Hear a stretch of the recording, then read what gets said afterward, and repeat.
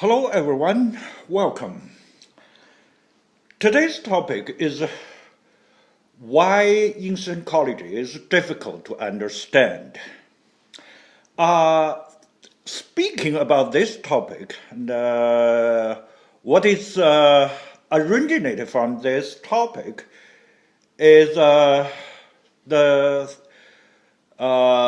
email I got from some friends asking me why you say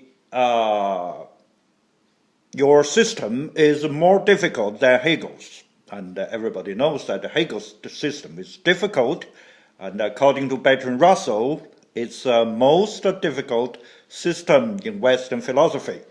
That's a fact, because I read it in the past too, and I think I understood him, and that's why I developed Instancology. But to a lot of people, it's either not understandable, not known, or they brush aside,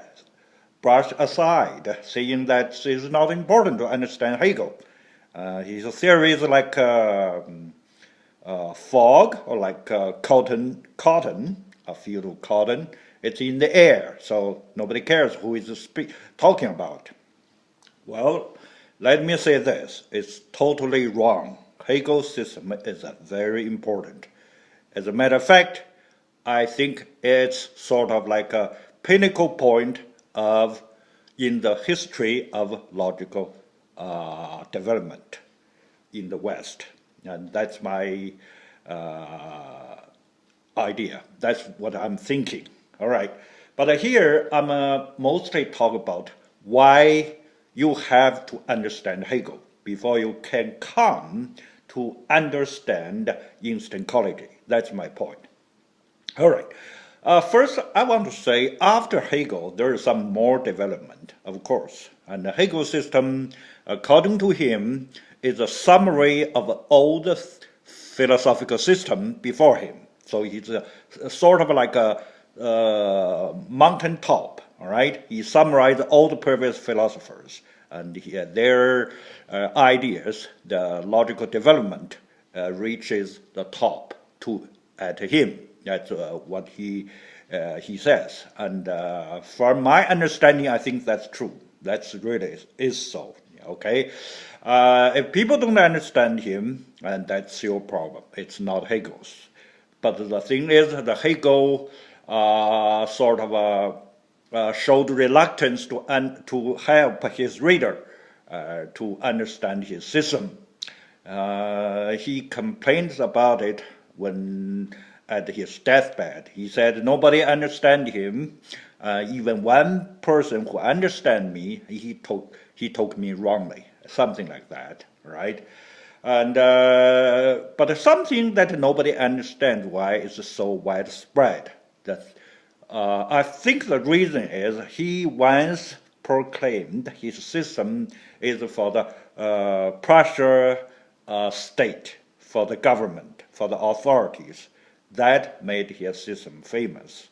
And also, Germans are a group of people, a nation of people. They like philosophy. They treasure the intellectual achievement a great deal. Okay, it's more than maybe it's similar to other countries like France or Britain, but the Germans are very much so, and I know it's much more than Chinese.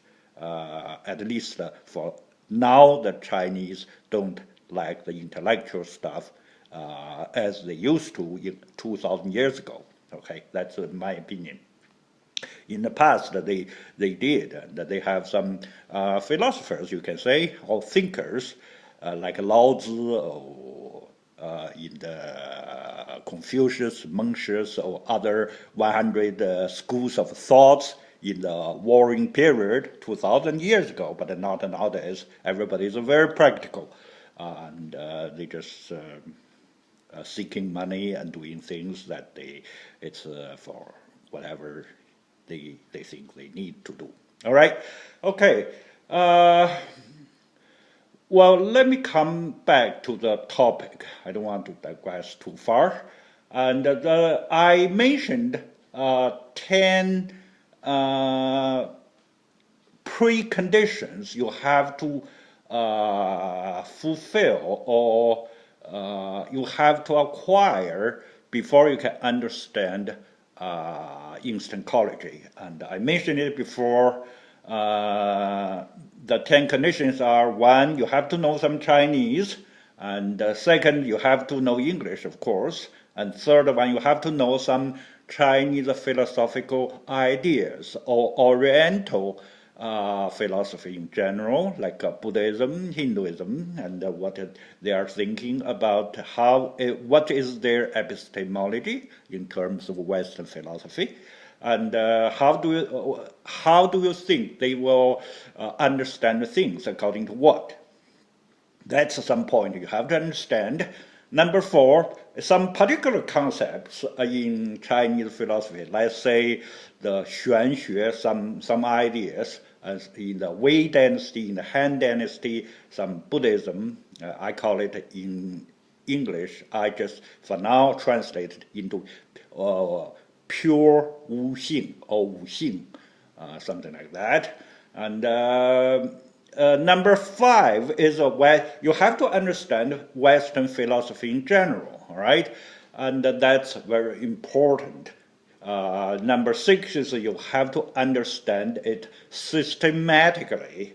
And by systematically, I mean you have to see the logical link. You cannot just understand them separately and isolated each one. You don't see the connection between them. Why the philosophers sort of like a list of them, how one comes to the other one, and why they fall into each place in history, and they all connected to each other, how they did that. You have to understand this point, not only each individual philosopher's ideas. You have to understand that, all right? Particularly, that's number 7. You have to understand 7 philosophers in the theories, and they are Parmenides, Plato, and Kant, Hegel, Heidegger, Wittgenstein. And is that 7 already? And so that's a major development I see. If you know more, that's better. Like Aristotle, like Husserl, other people like Middle Ages. There's 3. There's Thomas Aquinas or Anselm, Saint Anselm, or you understand Augustine, and that's even better. That's even better. So you have to understand, well, my goodness.